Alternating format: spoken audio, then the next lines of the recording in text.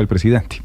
Pero ya que usted está hablando, Sebastián y Lucas, de las elecciones en Ecuador, es que tuvimos varias personas y representantes colombianos allá, pues acompañando precisamente esas elecciones y pues que fueran transparentes y que efectivamente el resultado sea el que se está anunciando. Exactamente, Camila, y una de ellas es la representante a la Cámara, Luz Pastrana, que estuvo como observadora en estas elecciones en Ecuador. La representante hace parte de la Comisión Segunda, que recordemos trata asuntos internacionales en el Congreso. Ella abierta y públicamente ha desmentido lo que ha venido diciendo el presidente Gustavo Petro sobre esas elecciones. Recordemos el primer trino del presidente donde habló que se enviaron personas veedores de Colombia y en la que dijo que había informes preocupantes, muchísimas cosas que la representante ha venido desmintiendo y por eso la saludamos a esta hora. Buenos días, representante, bienvenida a Mañanas Blue. Muy buenos días para todos, muy buenos días para Mañanas Blue, muchas gracias por este espacio. Representante, usted en un trino le dice al presidente cuántas mentiras en un mismo trino. Diga que no quiere reconocer el triunfo del presidente de Ecuador, Daniel Noboa. Usted estuvo allá como observadora. ¿Cómo se vieron esas elecciones y qué de estas denuncias que está diciendo el presidente Gustavo Petro? Cada mesa tuvo fuerte presencia militar, uniformada y con armas. Hay veedores extranjeros que tuvimos que proteger porque tenían temor de no poder salir. Impidieron la salida del país de un veedor argentino. ¿Es esto verdad? ¿Cómo vivió usted esas elecciones? La verdad, una jornada muy tranquila, democrática, muy inclusive.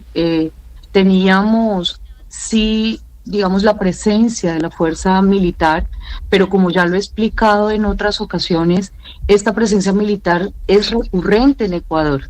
De hecho, su constitución habla de que las fuerzas militares son veedoras de la democracia, que hacen parte del proceso democrático. El Consejo Nacional Electoral lo explicó ampliamente en cada uno de sus foros y en cada uno de los espacios académicos que hicieron previo a las elecciones. Desafortunadamente, las senadoras del pacto no hicieron parte de ninguna de esas capacitaciones que nos dio el Consejo Nacional Electoral.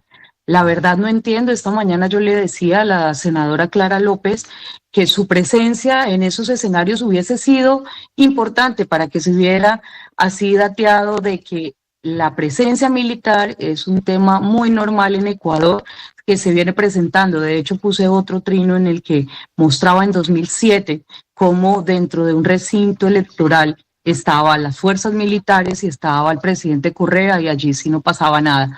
Muchas mentiras en un mismo trino es porque efectivamente hice parte de esta comisión, hice parte de este organismo de veeduría internacional. Estuve allí, una de las 1,210 personas que fueron veedores y fueron observadores internacionales, y en efecto lo que vivimos fue una fiesta democrática, tranquila. El 85% de los ecuatorianos votaron desde muy temprano de la mañana y realmente pues nada de lo que dice allí se vivió. Todos los observadores internacionales tuvimos todas las garantías. Y representante, ¿a usted por qué le invitan? Digamos, ¿usted por qué termina viendo esas elecciones el domingo? Y lo otro es, comparando con el caso venezolano, que pues se ha hecho evidente la comparación de las elecciones por muchas personas en estos días, usted vio que había gente de toda clase de ideologías o partidos de América Latina, no sé, personas de izquierda, de derecha, afines al gobierno, etcétera. ¿Había como pluralidad de veedores o solamente gente muy cercana a las ideas del presidente Noboa? Pluralidad de observadores. De hecho, vimos allí parte del foro de Sao Paulo, pero también foro de Madrid. O sea, nosotros veíamos un contraste entre la derecha, la izquierda y algunos pensamientos, digamos que independientes dentro de los observadores internacionales. Yo hago parte de esa comisión de esos observadores internacionales porque, como lo dijeron ya, yo hago parte de la Comisión Segunda, que son Relaciones Internacionales, y estaba allí comisionada precisamente por estas circunstancias. Hago parte de esa comisión y hago parte también del grupo de amistad con Ecuador, y hago todo el acompañamiento de esta observación internacional también para traer algunas experiencias a Colombia. Realmente allí pues no podemos comparar con Venezuela esta situación. Nosotros vemos cómo desde el día de las elecciones, desde muy temprano empiezan a emitir estos resultados con actas probadas. Ya el enlace también hace parte de uno de los trinos que yo publiqué. La información está a la mano. Sintió además de eso, en el momento del triunfo, cómo la gente salía con euforia también a celebrar. Esto no lo estoy narrando por alguna inclinación, simplemente estoy diciéndolo porque fue lo que observé en el territorio, porque estuve en la inauguración del voto de personas privadas de la libertad sin condena ejecutoriada, porque estuve en el voto también en casa de las personas con discapacidad, porque estuve en la inauguración del voto del exterior y fue muy contundente. Estuve el día de las elecciones en uno de los puntos y el presidente Daniel Noboa en ese punto ganó por encima de los 22 puntos. Entonces, realmente lo que vivimos allí fue una fiesta democrática, sí con militares, pero indico y vuelvo y repito, los militares hacen parte de ese espacio democrático según la Constitución. Representante Pastrana, usted nos dice que fueron 1.210 observadores electorales y que a ustedes les dieron una preparación previa. Cuéntenos un poco sobre esa preparación, cuáles son las instrucciones, es decir, qué tanto, hasta qué punto permanecen ustedes en ese proceso electoral, hasta qué punto de elaboración de las actas, porque lo que ha estado pidiendo el presidente Petro es que se presenten las actas. ¿Ustedes hasta qué punto, desde qué punto van, hasta qué punto llegan de acuerdo con la preparación que les dieron? Iniciamos el día jueves acompañando la inauguración del voto en casa.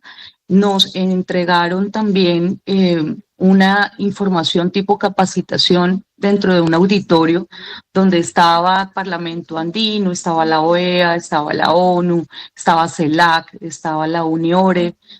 Habían muchísimas organizaciones de vigilancia electoral y allí lo que nos estaban comentando era cuáles eran las capacidades, cómo se iban a presentar las elecciones para el día domingo, cuál era el previo de esas elecciones cuando se permitía el voto de los PPLs, de las personas privadas de la libertad, sin condena ejecutoriada, cómo era el voto en casa. Entonces fuimos a vivir la experiencia directamente y también nos invitaban a foros donde nos entregaban información valiosa de qué es permitido y qué no es permitido durante la jornada electoral, pero también cómo se avanza en términos de publicidad, de entrega de información, cómo se iban a entregar las actas. Fuimos al recinto donde iban a concentrar todas las actas, digitalizarlas y después ya exponerlas.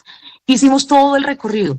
Créanme, era una jornada que iniciaba tipo 6 de la mañana, culminaba a 8 de la noche, pero estábamos conociendo el paso a paso de estas elecciones. Desafortunadamente, como lo digo, las senadoras del pacto, ninguna hizo presencia en ninguno de estos recintos y pues hoy seguramente por desinformación o desconocimiento se están indicando otras cosas que le están llegando al presidente y el presidente en un acto, más bien yo lo creería irresponsable, está no reconociendo este triunfo. Representante, justamente han sido varios los trinos del presidente Gustavo Petro. Después de ese trino sobre las 3:30 de la tarde, a las 9:07 de la noche, dice el presidente que la OEA señala irregularidades en las elecciones del Ecuador y que en 7 provincias se decretó el estado de excepción. Dice el mandatario que el ejército dirigió la jornada electoral, las mesas durante las elecciones y el conteo de votos. Agrega que no hay elecciones libres bajo un estado de sitio y que no puede reconocer las elecciones en el Ecuador. De hecho, aquí esto ha sido un poco ambiguo porque si bien en el informe preliminar que entrega la OEA sí expresa que de pronto hubo unas condiciones no igualitarias por el tema de los aparato estatal y del uso de los recursos públicos, sin embargo, pues certificaron el resultado y dice que el pueblo ecuatoriano se expresó de manera decidida en las urnas sobre quién debía dirigir el futuro del país por los próximos 4 años. Usted que estuvo allí, ¿para usted el ejército dirigió la jornada electoral, las mesas durante las elecciones y el conteo de los votos? No las dirigió. Las fuerzas militares lo que hacían era un acompañamiento que de hecho a varios ecuatorianos, ellos cómo sentían la presencia militar, para ellos es normal, esto lo vienen haciendo hace muchos años. Entonces ellos antes decían, no, para nosotros es una garantía que la fuerza militar esté allí presente vigilando. Ellos no hacen parte, ellos no recibían documentos, ellos no entregaban a la mesa, ellos lo que hacían era una, digamos que, vigilancia desde el ingreso al salón, simplemente un acompañamiento. De ninguna manera hacían parte del proceso electoral. Ahora yo te digo, están diciendo que es por los estados de excepción. Entre 2007 y 2017 fueron 84 estados de excepción. 84, muchos de ellos en época electoral. Esto también ya se ha vivido, esto también pasa, esto es recurrente. Esto no se lo están inventando en este nuevo gobierno. Entonces, digamos que cada una de las circunstancias de las que indican no hubo democracia y no hubo unas elecciones libres, pues realmente sorprende. Yo no esperé encontrar en este momento en el presidente tantas justificaciones para no reconocer un gobierno legítimo. No tanto así, en Venezuela es la hora y no han entregado las actas. Aquí tenemos actas, aquí tenemos una constitución que nos dice que los militares tienen libre expresión y también, de hecho, ellos votan en el Ecuador. Algunos votan en el Ecuador, pero son sus reglas, no las nuestras, son las de ellos. El papel en el que se imprime la papeleta de votación es papel moneda, imagínense eso, para tratar de evitar precisamente el plagio. Tenemos también el acompañamiento de la observación internacional, que algunos países no lo permiten, y tenemos también en este momento una diferencia mayor a 1 millón de votos. Aquí poner en duda unas elecciones democráticas como en Ecuador realmente es salido de todo contexto. Sí, representante, pues eso es lo que dicen muchos, pero además que aquí vemos pues el choque interno del gobierno, no solamente entre la canciller y el ministro del Interior nuevamente, sino este choque en el que el presidente de la República está contradiciendo a la canciller, porque no hay que descuidar que Laura Saravia pues en un trino reconocería al gobierno de Noboa, pero el presidente Gustavo Petro no lo está haciendo. Usted ha sido muy crítica de la canciller, incluso en la Comisión Segunda, en un debate. ¿Cómo terminamos entonces nosotros en esta situación? ¿Cómo ve usted el papel de Saravia con un presidente que pues la está contradiciendo? Ustedes ya lo decían, si uno no se siente cómodo en su puesto de trabajo, pues lo que debe hacer es dar un paso al costado. En otra circunstancia, pues poder dialogar con su jefe inmediato. Vemos cómo tenemos dificultades en este manejo de relaciones internacionales, y esto no depende de ella, esto no es personal, esto se llama Colombia y la prioridad es Colombia, y es muy desafortunado que Laura, desde su posición personal, porque no lo hizo desde su cuenta de Cancillería, indique que está de acuerdo con las votaciones en Ecuador y después sale el presidente. Lo que nosotros estamos viendo es una persona que no tiene autoridad y no tiene la preparación, y ya lo hemos dicho abiertamente. Aquí necesitamos personas que realmente sean probadas, que tengan carrera diplomática cuando menos, que tengan las capacidades para poder gestionar por Colombia, y desafortunadamente no lo vemos en Laura Saravia. Nosotros estamos preocupados por las relaciones no solo con el Ecuador, ahora mismo las relaciones con Estados Unidos, y desafortunadamente Colombia está en esas manos. Pues es la representante Luz Pastrana, representante a la Cámara, quien estuvo como observadora en estas elecciones en Ecuador. Ella es de la Comisión Segunda, comisión que se encarga de los asuntos internacionales. Gracias, representante, por su tiempo. A ustedes muchísimas gracias, siempre aquí muy presente. Y bueno, insisto, la prioridad debe ser Colombia. Lina, lo del presidente Petro y compañero de la mesa, pues no tiene explicación o no tiene presentación, más bien, o sea, tan blando con la dictadura de Maduro cuando se robó las elecciones el año pasado en Venezuela, y ahora tan duro con Noboa cuestionando su elección en una jornada que, de acuerdo a todos los testigos, fue absolutamente democrática. O sea, cuando no son de mi línea ideológica, entonces no reconozco los triunfos electorales como está sucediendo en Venezuela y me pongo del lado de los derrotados, que son de la línea de Rafael Correa, obviamente, un líder de izquierda en Latinoamérica. Entonces la pregunta es, cada que se elija un presidente que no corresponda a la corriente ideológica del presidente Petro, ¿va a salir el presidente Petro a desconocer esa elección? Es el interrogante que queda después de lo que ha pasado.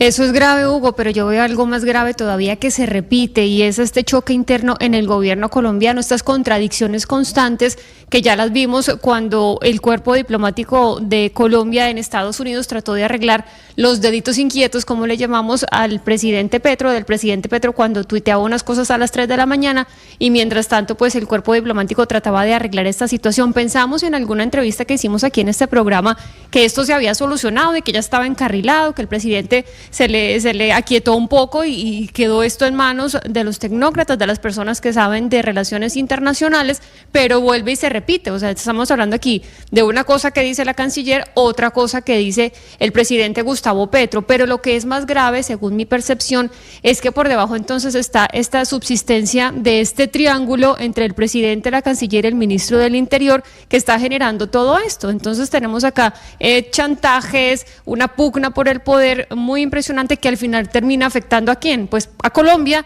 a su estatus diplomático, a sus relaciones internacionales y por supuesto a la política interior. Fíjese, Lina, fíjese, Jennifer, que es precisamente lo que dijo la representante con la que acabamos de hablar en la última respuesta a la pregunta de Lina. Y es muy desafortunada la actitud de la canciller, porque aquí no se trata de ella personalmente, sino de Colombia como tal. Entonces, ante las diferencias con el presidente, por la postura que va a tomar Colombia, se lanza estos trinos desde la cuenta personal, amenazando con escándalo y con decir, mire lo que yo tengo, para cualquier momento le saco alguna cosa, y se arma un zafarrancho aquí entre este triángulo de poder que usted mencionaba, Armando Benedetti, Laura Sarabia y el presidente Gustavo Petro.